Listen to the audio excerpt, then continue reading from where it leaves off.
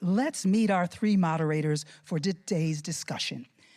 Jaron Keith Gaynor is the White House correspondent and managing editor of politics for The Griot. Eugene Daniels is co-author of the Politico Playbook and is Politico's White House correspondent. Tanya Mosley is the co-host of NPR and WHYY's Fresh Air. Hello, everyone, and welcome. We're going to get right to it. Without further ado, Vice President Kamala Harris.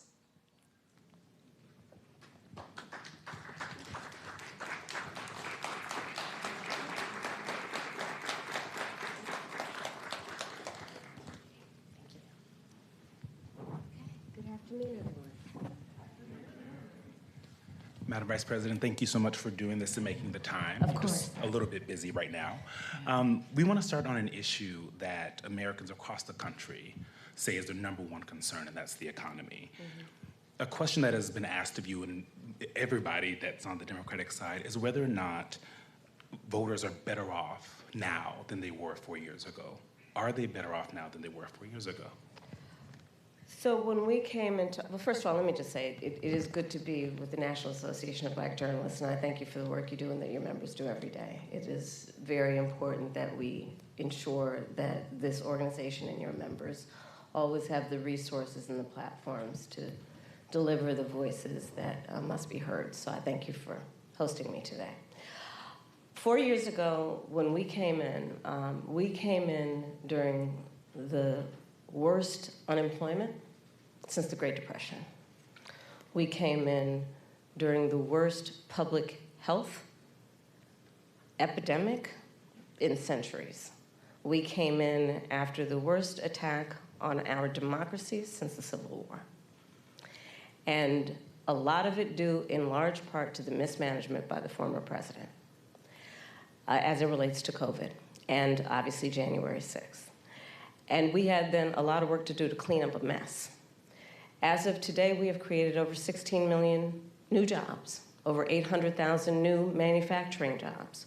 We have the lowest Black unemployment rate in generations. We have invested in small businesses, and they're to the benefit of many people, but including Black small businesses, some of the highest rate of creation of new Black small businesses in years. We have done the work of capping the cost of prescription medication for our seniors for issues like insulin. And again, I'm speaking to the Black journalists who care about all people, but in particular, I'll talk about the impact on Black people, where we know Black folks are 60% more likely to be diagnosed with diabetes. And we have now finally capped the cost of insulin for our seniors at $35 a month, capped the cost of prescription medication for our seniors at $2,000 a year, because we, unlike the former president who promised to do it, we finally have allowed Medicare to negotiate drug prices against the big pharmaceutical companies. And these are just some of the accomplishments. Is the price of groceries still too high? Yes. Do we have more work to do? Yes. And I will tell you, I do believe that I offer a new generation of leadership for our country that is about, in particular, turning the page on an era that sadly has shown us attempts by some to incite fear, to create division in our country, and to do the work that is about bringing some level of optimism and, dare I say, ambition about what I know is possible in our country. And so my plan for the economy includes what I imagine and believe and call an opportunity economy. What we can do to grow an opportunity economy where all people have access to the resources to compete, to apply their incredible work ethic, their ambition, their aspirations, and their dreams, and actually not just get by, but get ahead. And I can talk in more detail about it, but specifically, I'll mention a few things. Yeah. One of the big issues that affects people right now in terms of the economy and their economic well-being is we have a shortage of housing supply. It's too expensive. People can't afford to buy a home. You know, we grew up, our parents, where they had the ability to somehow believe the American dream was attainable. Not so much for younger working people. And I recognize that. So my approach is a new approach, which is to say, let's just take this and deal with it head on. And part of my approach is to say, I'm going to employ and engage the private sector, in particular home builders with tax credits, to give them the incentive to create new housing, 3 million by the end of my first term, and understanding that not everybody is, you know, handed a silver spoon, but works hard and is trying to save up for a down payment. Part of my plan under my opportunity economy is to give first-time home buyers a $25,000 down payment assistance so they can just get their foot in the door to be able to then engage in what will prove to be their opportunity to build intergenerational wealth. And here's my personal experience coming at that. I grew up a middle-class kid. My mother was hardworking. She raised me and my sister Maya. She saved up, and it was only by the time I was a teenager that she could afford to actually buy her first home. And I know, and I identify with, I know where I come from. Madam Vice President. And I know, but I'm just going to finish. I know that so many people work so hard and should have the opportunity to just get their foot in the door. Again, so it's not just about getting by, but getting ahead. Please. I'd like to ask you more about the opportunity economy. Housing is a part of it, as well as expanding the earned income tax credit, financial support, as you mentioned, for first-time buyers, and a $50,000 tax deduction for startups and small businesses. But I want to talk to you about the squeeze that millions of Americans are also dealing with that impacts their ability to work and make money, and that is child care and elder care. And it's a squeeze for millions of people. In some parts of the country, it costs more for child care than for rents. I think Bloomberg recently reported an average of $33,000 a year. So I'm just wondering, you mentioned that in your opportunity economy, a child tax credit, but that's just one part of an ecosystem. Please tell us, what plans will you propose to guarantee that families can actually afford child care and elder care? So to your point, it is sadly the state of affairs in our country that working people often have to decide to either be able to work or be able to afford child care. Like they can't afford child care and actually do the work that they want to do because it's too expensive and it doesn't actually level out in terms of the expense versus the income.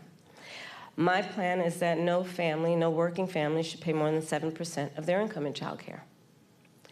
Because I know that when you talk about the return on that investment, allowing people to work, allowing people to pursue their dreams in terms of how they want to work, where they want to work, benefits us all. It strengthens the entire economy.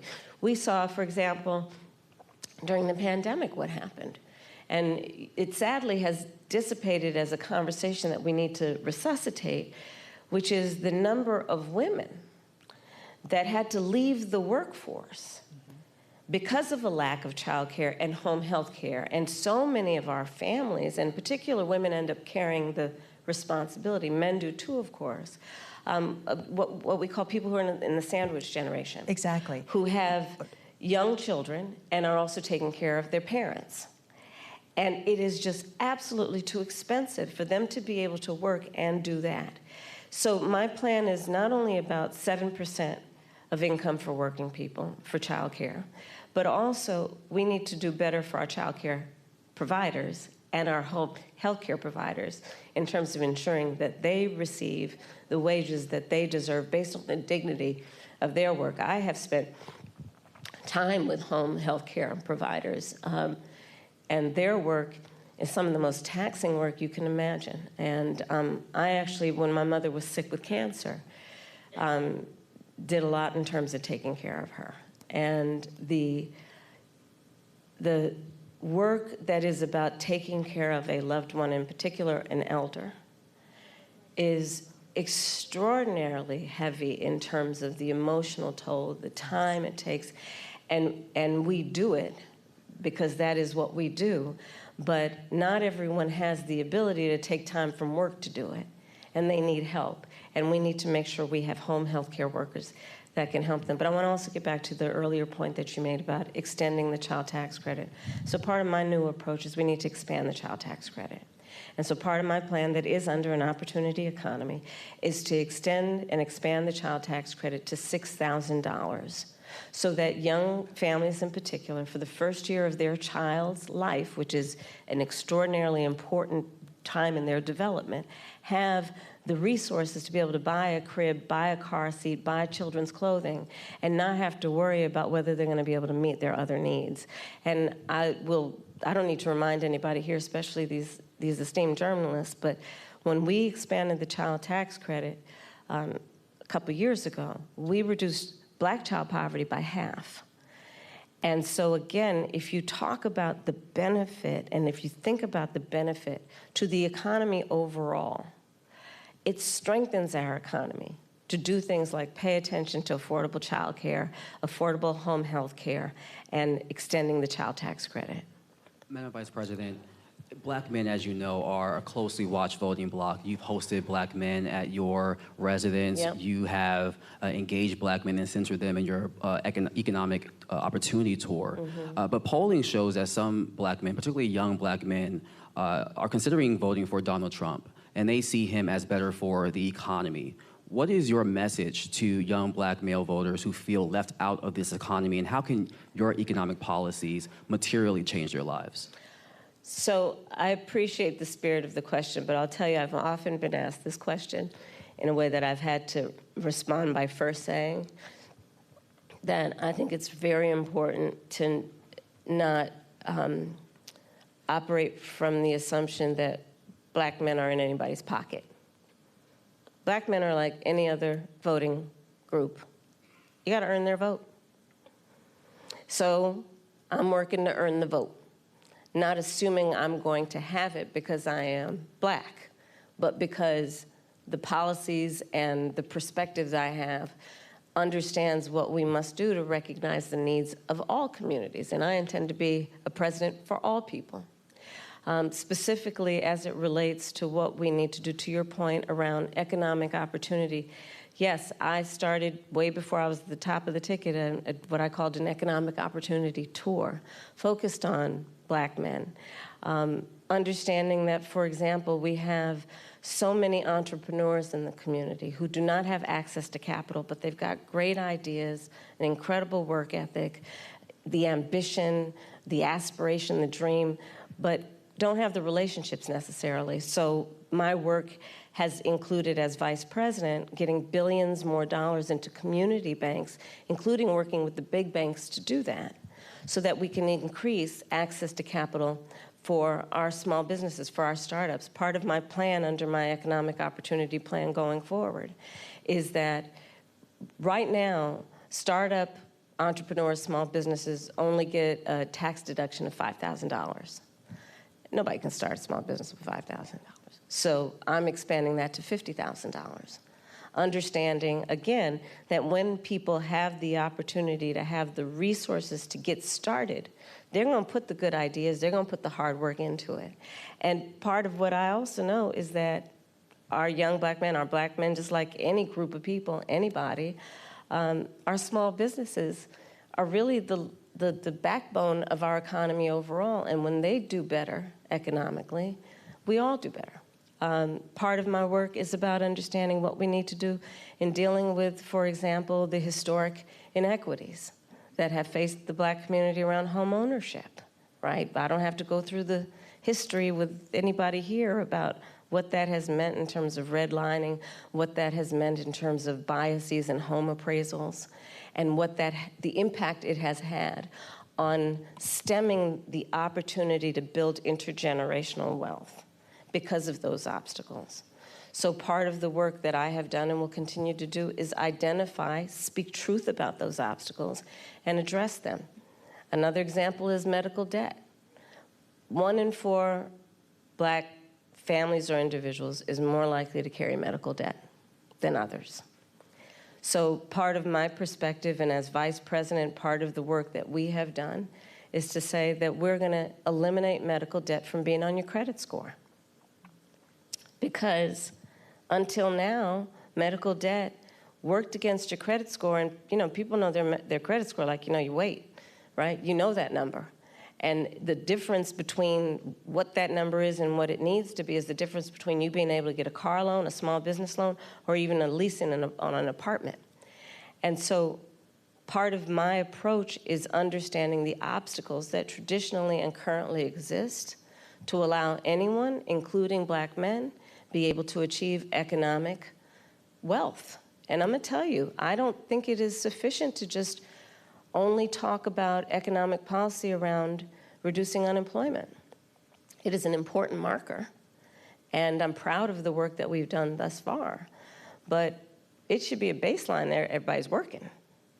The point is, do people have an opportunity to build wealth? If that's what they choose to do, if that's what they want to do. And a lot of my perspective as we go forward is just that. I believe that there are a lot of opportunities that are available to the American people if we just see people and understand what they want for themselves and their families, and then meet them where they are. Madam Vice President, I want to switch gears a little bit and talk about the war in Gaza. Mm-hmm. You've called for a ceasefire hostage deal and a two-state solution as an end to the war for many months now. And while you've expressed support for Israel to defend itself, a two-state solution and a ceasefire are at odds with what Benjamin Netanyahu has said is their right to defense. If it matters, as you say, how Israel defends itself, where do you see the line between aggression and defense and our power as Israel's ally to do something? Okay, a lot to unpack in what you just said. So let's start with this. I absolutely believe that this war has to end, and it has to end as soon as possible. And the way that will be achieved is by getting a hostage deal and a ceasefire deal done. And we are working around the clock to achieve that end. Stepping back, October 7, 1,200 Israelis were slaughtered, and actually, and some Americans, by the way, in that number, slaughtered. Young people who were attending a concert, women were horribly raped. And yes, so I have said, Israel has a right to defend itself. We would. And, but Madam Vice President, I think my ask is the difference between aggression and defense. No, but it's important to put it in context, which is what I'm doing, and I'll get to that. And so how it does so matters. And far too many innocent Palestinians have been killed, women and children. We have seen with horror the images coming out of Gaza, and we have to take that seriously.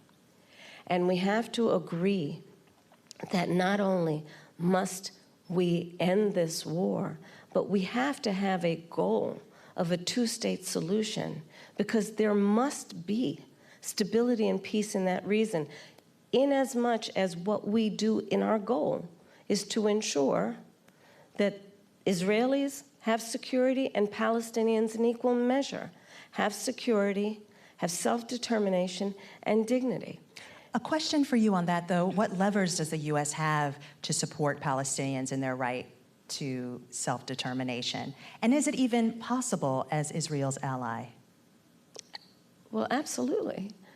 I will tell you, I have been actively involved in, for example, meeting not only with Israeli officials, but with Arab officials to talk about how we can construct a day after scenario where we participate in ensuring those exact goals that I outlined, including as part of the principles that should be applied to those goals, that there be no reoccupation of Gaza, that there be no changing of the territorial lines in Gaza, that there be an ability to have security in the region for all concerned, in a way that we create stability, and let us also recognize in a way that ensures that Iran is not empowered in this whole scenario in terms of the peace and stability of the region.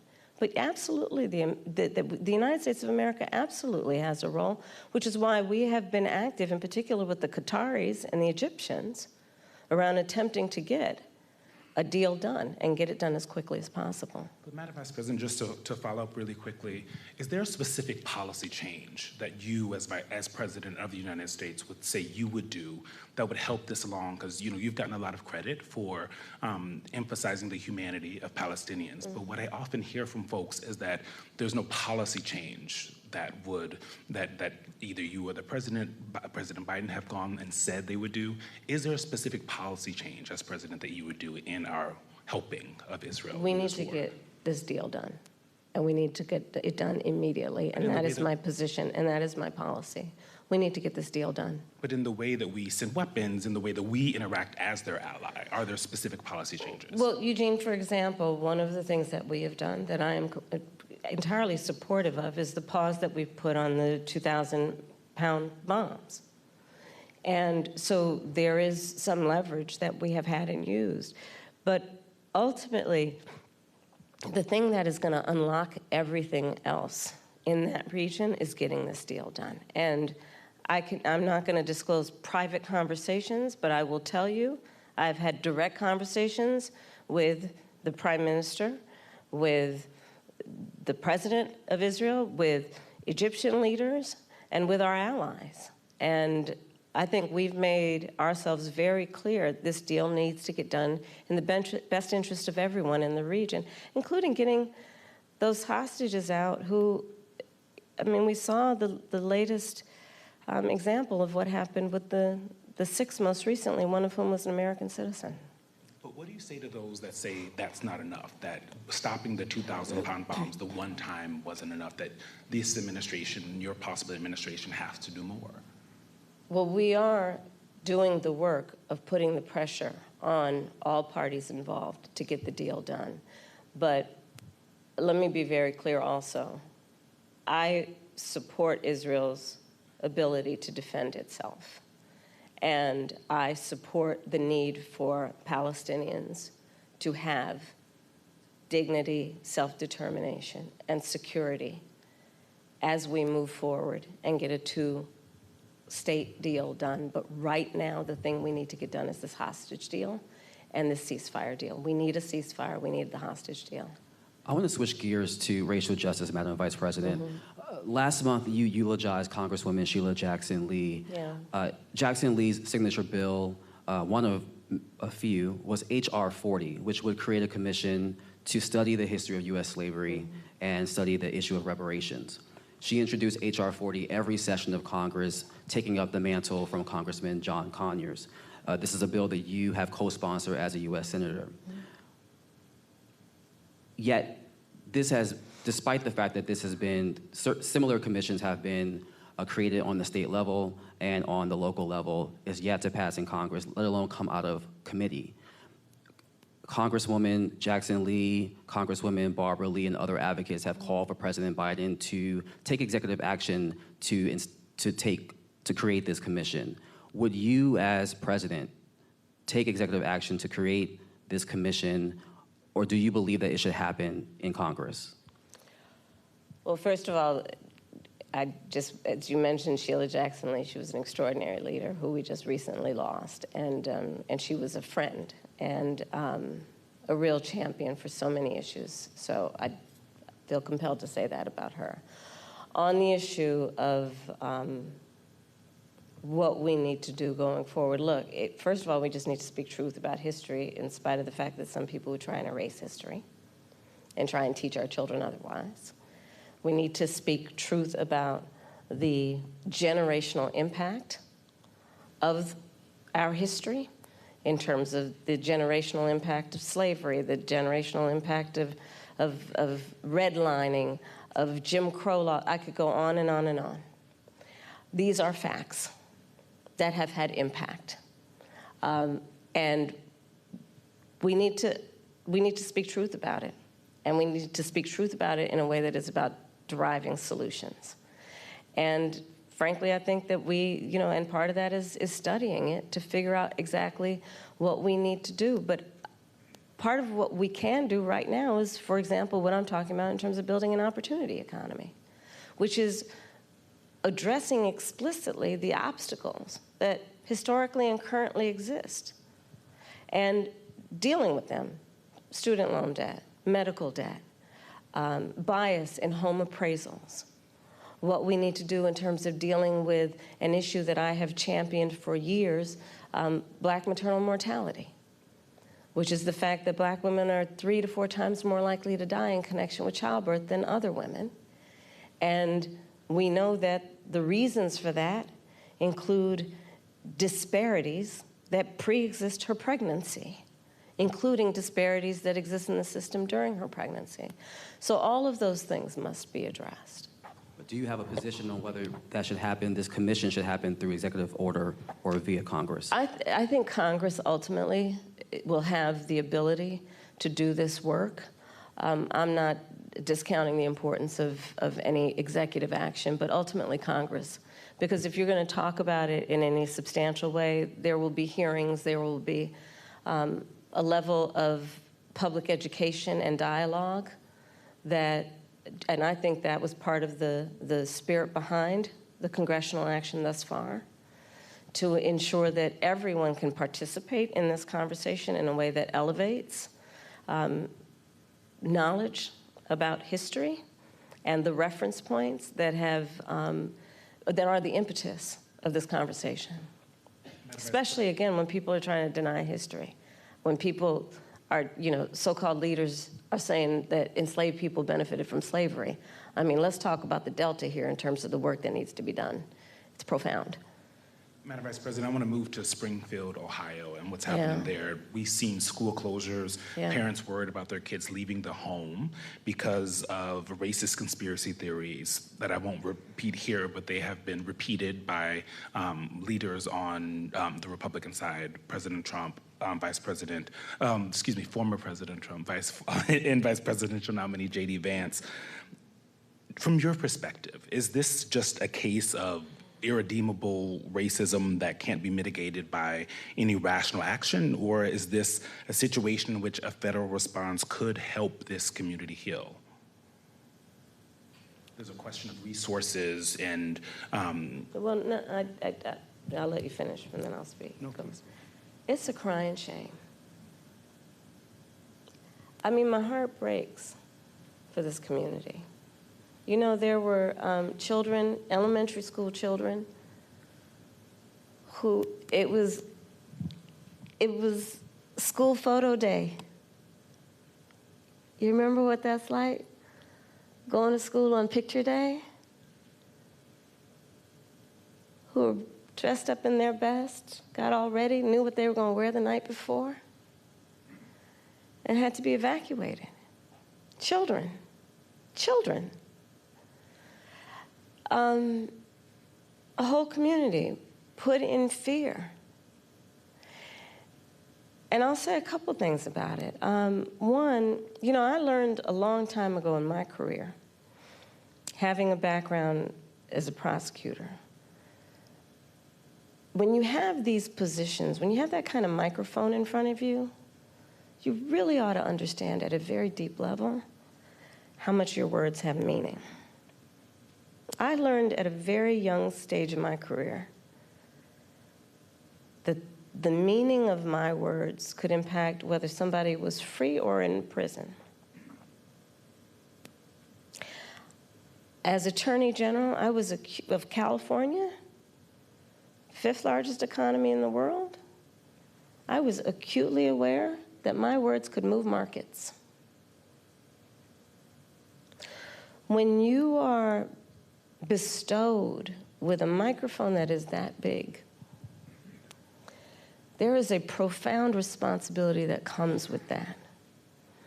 That is an extension of what should not be lost in this moment, this concept of the public trust. To then understand what the public trust means. It means that you have been invested with trust to be responsible in the way you use your words, much less how you conduct yourself. And especially when you have been and then seek to be again President of the United States of America. And so I go back to, it's a crying shame, literally. What's happening to those families, those children in that community, not to mention what is happening in terms of, look, you say you care about law enforcement resources being put into this because of these serious threats that are being issued against a community that is living a productive, good life before this happened. And spewing lies that are grounded in tropes that are age-old. And look, I said it not very far from here the other day at the debate. This is not new. This is not new in terms of these tropes. This is not new in terms of where it's coming from. And, you know, whether it is refusing to rent to people, rent to black families, whether it is taking out a full-page ad in the New York Times against 5 innocent black and Latino teenagers, the Central Park 5, calling for their execution, whether it is referring to the first black president of the United States with a lie, birther lies. And look, the American people deserve, and I do believe want better than this. I do believe that. I know, the vast majority of us as Americans know we have so much more in common than what separates us. I know that. I know that regardless of someone's background, their race, their gender, their geographic location, I know that people are deeply troubled by what is happening to that community in Springfield, Ohio. And it's got to stop. And we've got to say that you cannot be entrusted with standing behind the seal of the President of the United States of America, engaging in that hateful rhetoric that, as usual, is designed to divide us as a country, is designed to have people pointing fingers at each other. It's designed to do that. And I think most people in our country, regardless of their race, are starting to see through this nonsense and to say, you know what, let's turn the page on this. This is exhausting, and it's harmful, and it's hateful, and grounded in some age-old stuff that we should not have the tolerance for. So let's turn the page and chart a new way forward and say, you can't have that microphone again. Madam Vice President, I'm switching gears again. Okay. Quick question. I want to talk to you about gun control. So you've said you support an assault weapons ban and universal background checks, and we actually learned during the debate that you are a gun owner. Mm-hmm. But in cities like Philadelphia, handguns are responsible for most homicides and violent crime. The most recent FBI data shows handguns were involved in 59% of murders in our country. How will you address the issue of the use of handguns? Because a push for an assault weapons ban only addresses a significant but small part of the problem. So, first of all, yes, I am a gun owner, and Tim Walz is a gun owner, and we're not trying to take anybody's guns away from them. But we do need an assault weapons ban.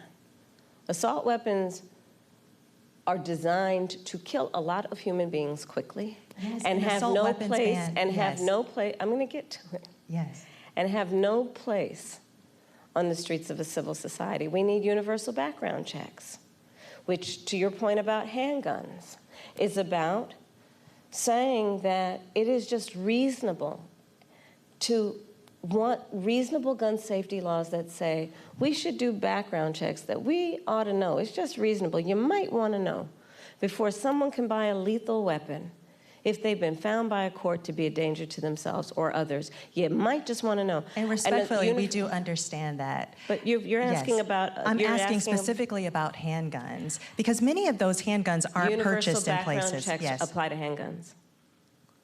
Yes. They do. But in And many instances, those handguns aren't even bought lawfully. Yes.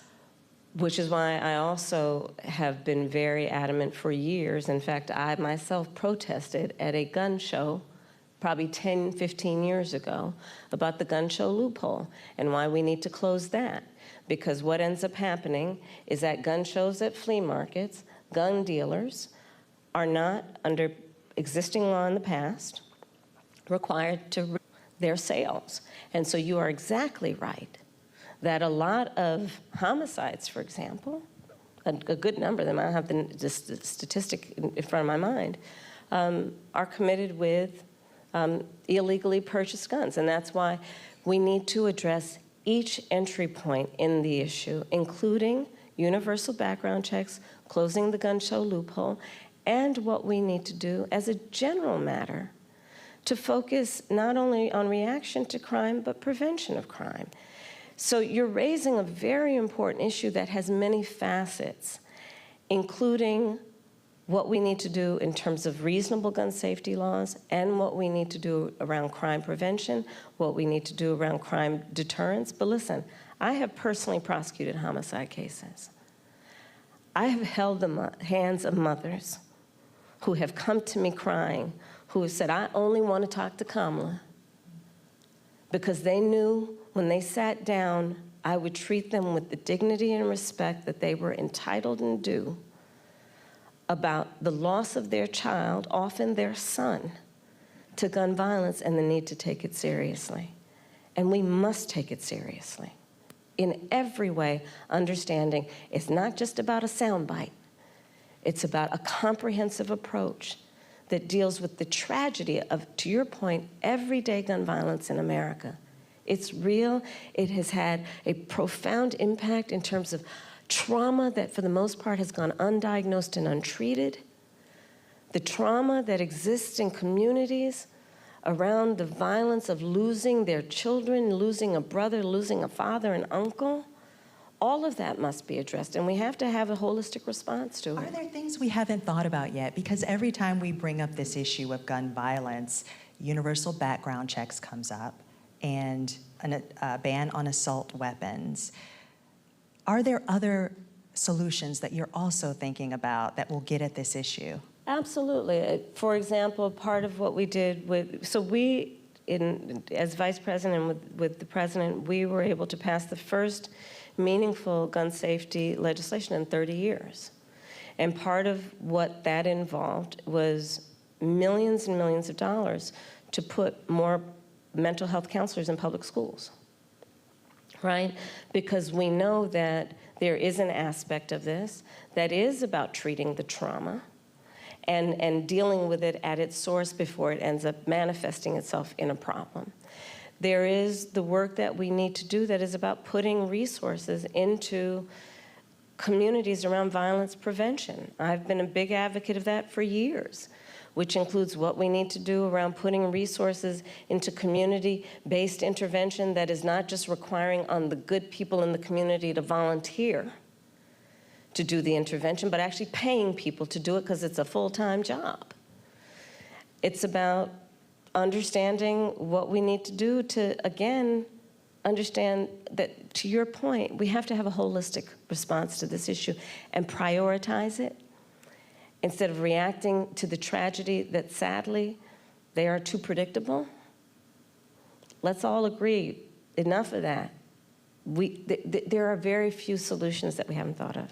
We need to put the resources into them. Madam Vice President, we want to move to the topic of reproductive access, something that you have worked in leading on both for the administration, Democrats, and now the top of the ticket.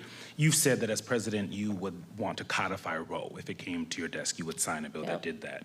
Roe protected access until fetal viability, which it also says is, quote, at about 7 months, but it may occur earlier, even at 24 weeks.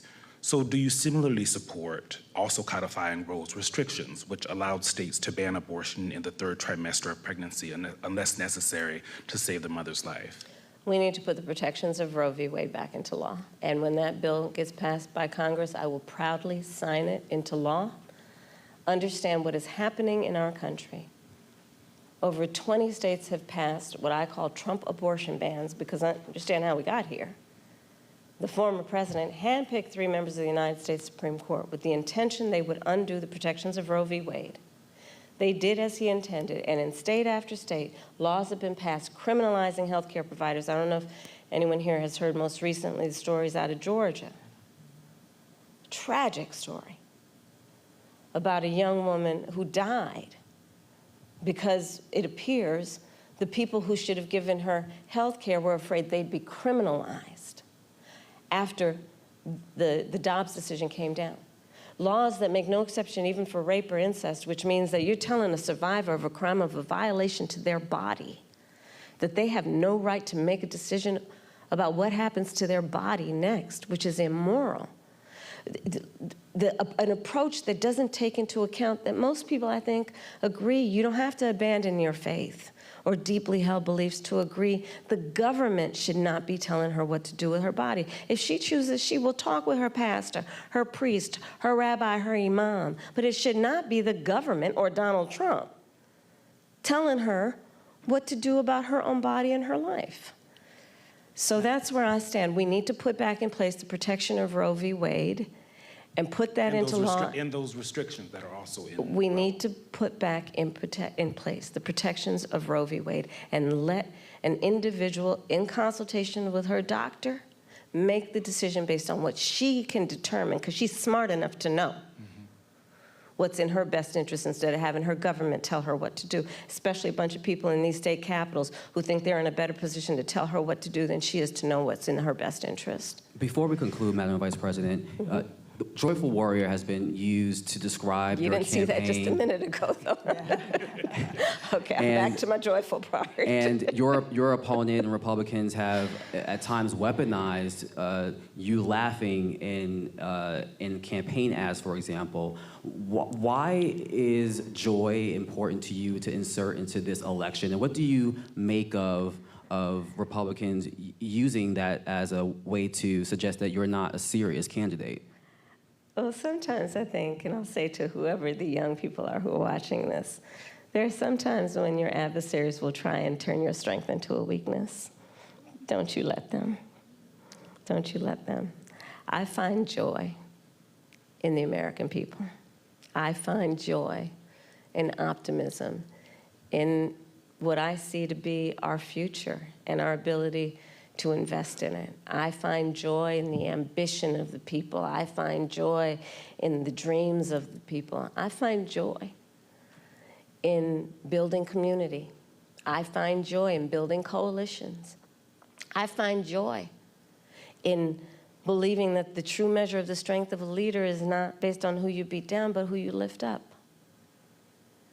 And I think we should all find joy and have a sense of optimism about who we are as Americans and what we mean to each other and what we can do to lift each other up. Madam Vice President, President Biden spoke to former President Trump after the attempt on his life this weekend. Have you spoken to him? I have. And earlier today, I assume? Yes. How'd that go? You want to give us some intel? Sure. I checked on him to see if he was okay. Yeah. And I told him what I have said publicly. There's no place for political violence in our country. I am in this election and in this race for many reasons, including to fight for our democracy.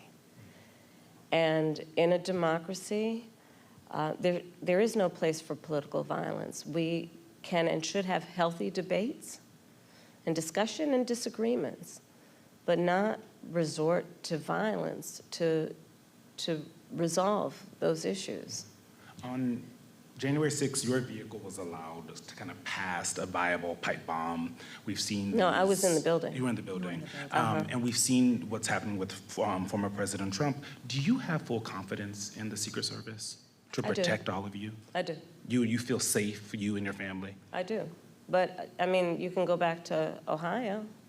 Not everybody has Secret Service. And there are far too many people in our country right now who are not feeling safe. I mean, I look at Project 2025, and I look at, you know, like the Don't Say Gay laws coming out of Florida. Members of the LGBTQ community don't feel safe right now. Immigrants or people with an immigrant background don't feel safe right now. Women don't feel safe right now. And so, yes, I feel safe. I have Secret Service protection. But that doesn't change my perspective on the importance of fighting for the safety of everybody in our country. And doing everything we can to, again, lift people up and not beat people down so they feel alone and are made to feel small and made to feel like they're somehow not a part of it or us.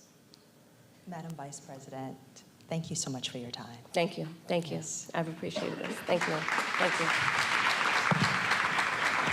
Thank you.